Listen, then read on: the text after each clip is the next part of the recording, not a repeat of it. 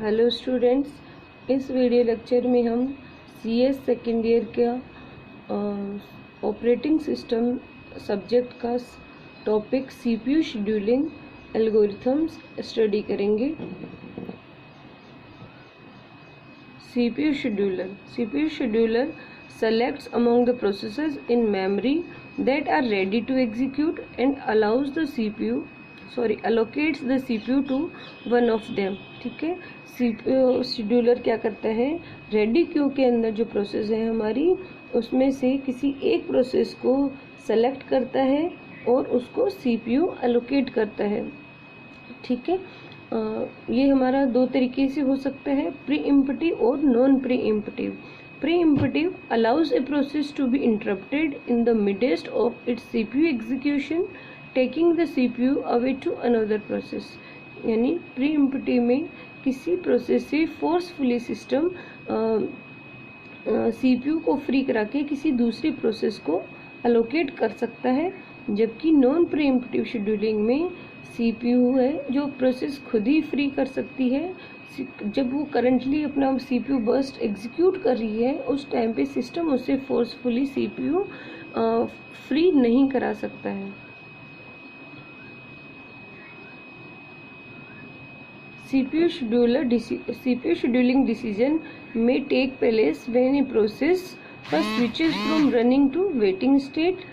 अगर कोई process running से वेटिंग स्टेट में जा रही है, यानी कि अगर कोई करंटली एग्जीक्यूट हो रही थी और उसको कोई इनपुट आउटपुट फंक्शन परफॉर्म करना है और उसने खुद ही CPU फ्री करा है, अगर वो वेटिंग स्टेट में जा रही है तो यहाँ पे CPU scheduling decision take place होता है।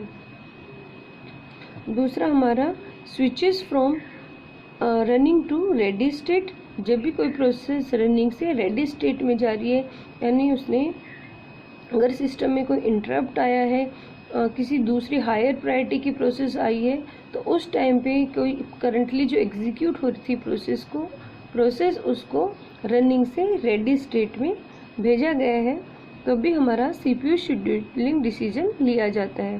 थर्ड है हमारा switches from waiting to ready. अगर कोई नई प्रोसेस हमारी रेडी टू एग्जीक्यूट हुई है, तो उसके लिए अगर वो वेटिंग से रेडी स्टेट में आई है, तो उस टाइम पे भी CPU शेड्यूलिंग डिसीजन लिया जाता है।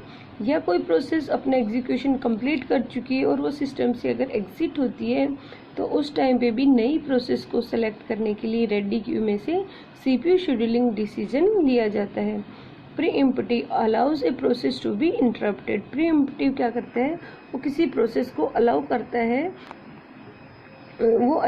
है कि किसी भी प्रोसेस को इंटरप्ट करा जा सकता है मिड एग्जीक्यूशन में, जबकि नॉन प्री इम्पटिव वो उसको अलाउ नहीं करता कि किसी भी प्रोसेस को करंटली जो CPU बर्स्ट है उसको एग्जीक्यूट किए बिना उसको इंटरप्ट करा जा सके। ठीक है, non preemptive allows a process finish with its current CPU burst. वो अपना करंट बर्स्ट फिनिश करेगी, उसके बाद ही CPU को फ्री करेगी। Scheduling under 1 and 4 are non preemptive और 2 and 3 आर प्री इम्पटिव।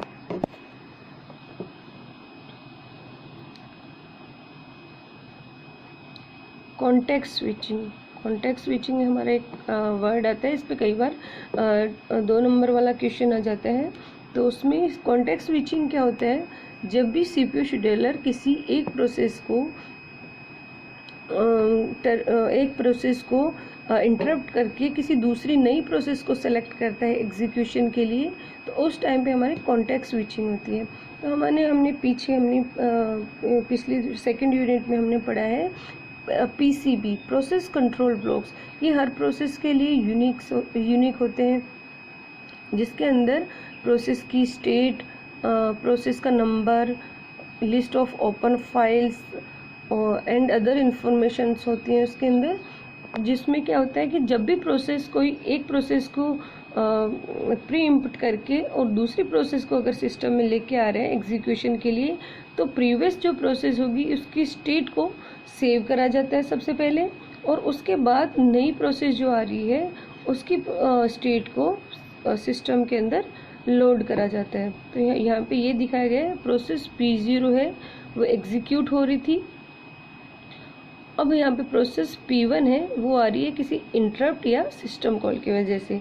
तो इसमें सबसे पहले क्या होगा, कॉन्टेक्स्ट स्विचिंग होगा, यानी इस प्रोसेस P0 थी उसके कॉन्टेक्स्ट को सेव करके उसके बाद प्रोसेस P1 की कॉन्टेक्स्ट को लोड करा जाएगा, और जब भी स्विचिंग होगी उससे पहले स्विचिंग नहीं होती है। ठीक है, यानी जो करंटली रन हो रही थी उसकी प्रोसेस को स्टेट को सेव करा जाता है, ताकि अगर जब उसको इंटरप्ट को हैंडल करा जाए या जब प्रोसेस P1 है वो अपने एग्जीक्यूशन कंप्लीट करेगी, जब भी वापस अगर P0 पे आना होगा तो वो कहाँ किस एड्रेस पे आना है, कौन सी स्टेट में प्रोसेस P0 थी, तो वो सारी इन्फॉर्मेशन मिल सके, इसलिए प्रोसेस P0 की PCB को सेव करा जाएगा और प्रोसेस P1 की PCB को लोड करा जाता है। ठीक है, ये प्रोसेस कॉन्टेक्स्ट स्विचिंग कहलाती है।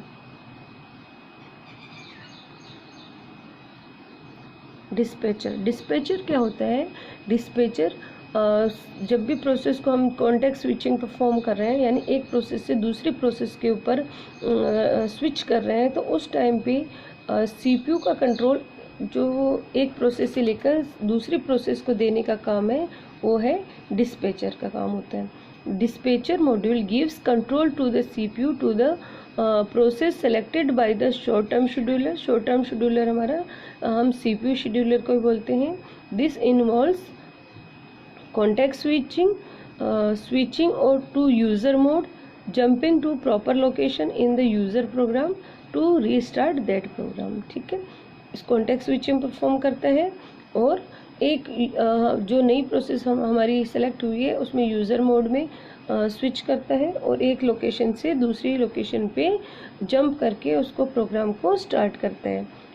एक वर्ड आता है हमारा, ये ऑब्जेक्टिव टाइप का क्वेश्चंस में आता है, डिस्पैच लेटेंसी। डिस्पैच लेटेंसी क्या होती है, किसी एक प्रोसेस को स्टॉप करके किसी दूसरी प्रोसेस को रन करने के बीच में जो टाइम लगता है वो डिस्पैच लेटेंसी कहलाती है।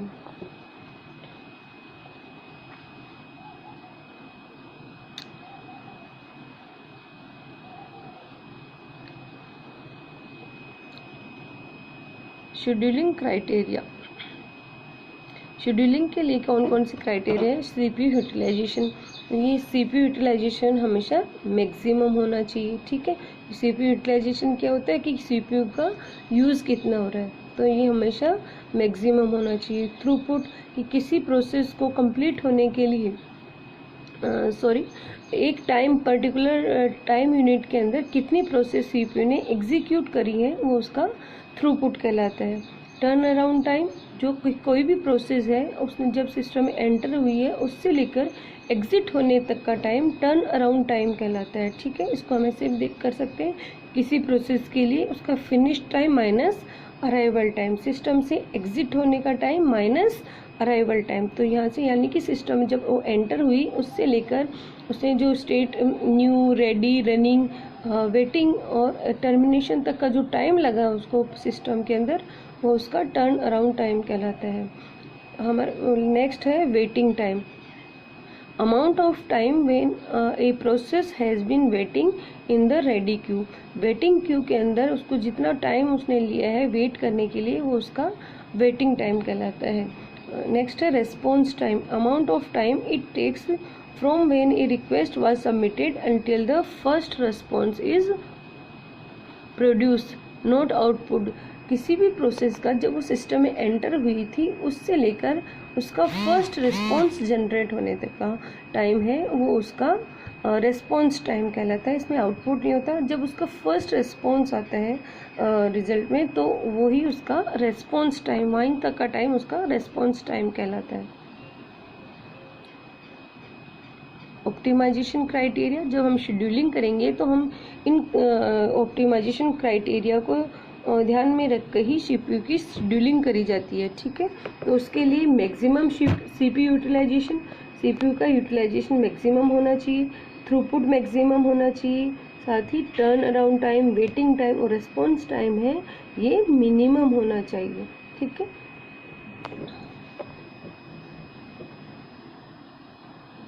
नेक्स्ट हमारा पहला शेड्यूलिंग एल्गोरिथम है first come first serve scheduling algorithm. जैसे कि नाम से पता चल रहा है फर्स्ट कम फर्स्ट सर्व्ड, जो प्रोसेस पहले आई है सीपीयू उसी को अलोकेट होगा। ये नॉन प्रीएम्प्टिव शेड्यूलिंग एल्गोरिथम होता है, यानी एक बार अगर किसी प्रोसेस को सीपीयू एलोकेट हो गया तो उससे फोर्सफुली सिस्टम सीपीयू फ्री नहीं करा सकता है। ठीक है, अब हम इसको एग्जाम्पल की हेल्प से समझते हैं। हमारे पास प्रोसेस P1, P2 और P3 दी हुई है। इनका बर्स्ट टाइम दिया हुआ है, यानी इनका एग्जीक्यूशन टाइम हमारे पास दिया हुआ है। ठीक है, हम ये मानेंगे कि हमारी सारी प्रोसेस है वो P1, P2, P3 ऑर्डर में आई हैं और 0th टाइम पे ये हमारी सिस्टम में एंटर हुई है। जब अगर कोई टाइम अराइवल टाइम नहीं दिया होता तो हम मान के चलते हैं कि सारी प्रोसेस 0th टाइम पे एंटर हुई है। ठीक है, तो सबसे पहले हम इसके लिए जेंट चार्ट बनाते हैं, जिसमें हमारी सबसे पहले, क्योंकि प्रोसेस हमारी फर्स्ट कम फर्स्ट सर्व्ड है, हम मान के चल रहे हैं कि प्रोसेस इस ऑर्डर में आई है P1, P2 और P3, यानी फर्स्ट प्रोसेस आई है वो है P1 है। तो P1 को सबसे पहले CPU एलोकेट होगा, तो P1 को यहाँ पे CPU हमने एलोकेट करा है, और ये जब कब तक एलोकेट होगा, जब तक कि ये अपना एग्जीक्यूशन कंप्लीट नहीं करेगी। तो यानी कि 0 से लेकर 24 तक, क्योंकि इसका एग्जीक्यूशन टाइम क्या है 24 है, तो 0 से लेकर 24 तक इसको CPU एलोकेट होगा।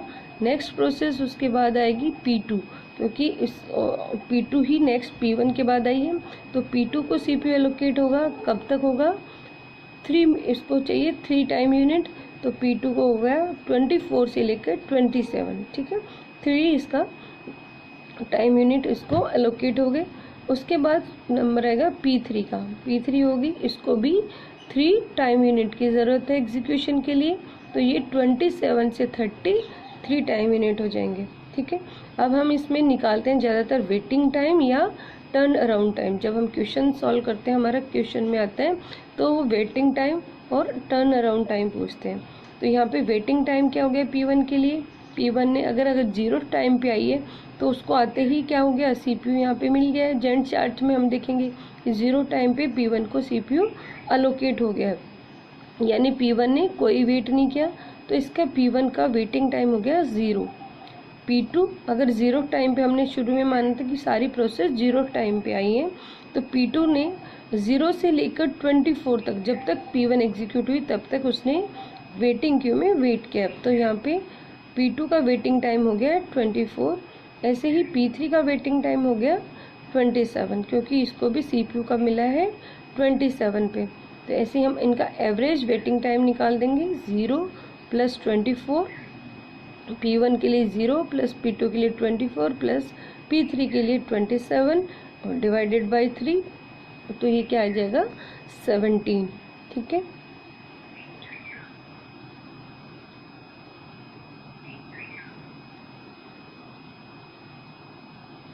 अब अगर हम मानते हैं कि प्रोसेस है हमारी P2, P3 और P1 इस ऑर्डर में आई हैं, ठीक है, तो हम जेंट चार्ट कैसे बनाएंगे। सबसे पहले हमने मान लिया कि 0 टाइम पे तीनों प्रोसेस आई हैं और ये इस ऑर्डर में आई हैं, तो सबसे पहले CPU किसको मिलेगा, क्योंकि P2 पहले आई है तो P2 को CPU पहले एलोकेट होगा। तो P2 को CPU मिला तो 0 से लेकर, क्योंकि P2 का एग्जीक्यूशन टाइम या बर्स्ट टाइम कितना था 3 था, तो 0 से लेकर 3 तक P2 को CPU एलोकेट होगा।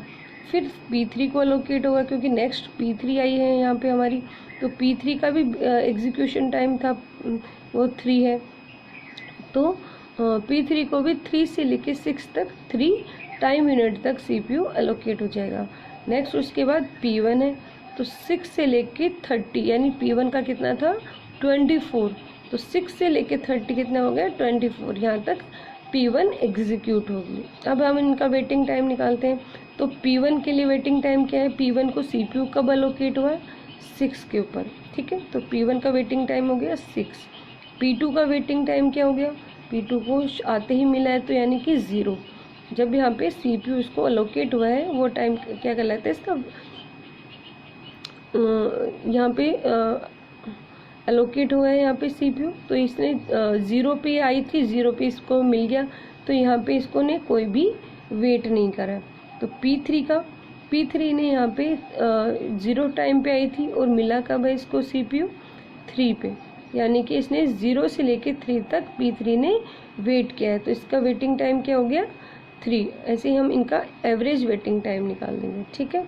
और जो ये क्या आ गया 3, जो कि पहले वाले से बहुत कम है, यानी कि वेटिंग टाइम हमारा कम ही होना चाहिए, यानी कि ये बेटर है। यानी कि अगर कोई प्रोसेस है, इसको हम कन्वॉय इफेक्ट बोलते हैं, क्योंकि अगर कोई बड़ी प्रोसेस है तो जैसे P1 है 24 उसका वेटिंग वो था, एग्जीक्यूशन टाइम था, तो उसके लिए P2 और P3 को बहुत लंबे टाइम तक वेट करना पड़ा। इससे एवरेज वेटिंग टाइम पे भी इफेक्ट पड़ता है, जो हमारा मिनिमम होना चाहिए था, ठीक है। इसलिए हम इसको कन्वॉय इफेक्ट बोलते हैं, जो कि अगर किसी लॉन्ग प्रोसेस के लिए छोटी प्रोसेस वेट करती रहती है, यानी किसी प्रोसेस का वेटिंग टाइम कितना होगा वो उसके ऑर्डर पर भी डिपेंड करता है, ठीक है। नेक्स्ट वीडियो लेक्चर में हम पढ़ेंगे शॉर्टेज जॉब शेड्यूलिंग एल्गोरिथम। धन्यवाद।